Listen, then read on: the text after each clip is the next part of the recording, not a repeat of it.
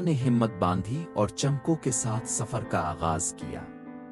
वो एक घने जंगल में पहुंचे। थोड़ा आगे जाने के बाद उन्हें अंदाजा हुआ कि ये भूतों का जंगल है। वो दोनों घबरा गए, लेकिन उन्होंने फैसला किया कि वो बगैर आवाज के छुप छुप कर यहाँ से निकल जाएंगे।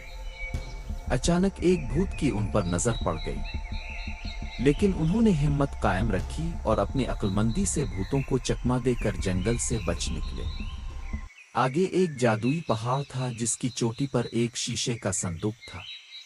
सारा को पहाड़ की ऊंचाई से खौफ आता था, लेकिन चमको ने इसका हौसला बढ़ाया और दोनों ने कामयाबी से पहाड़ की चोटी पर पहुंचकर संदूक खोला, जिसमें एक कदीम खूबसूरत लिबास था। उन्होंने संदूक लिया और वहां से चल पड़े।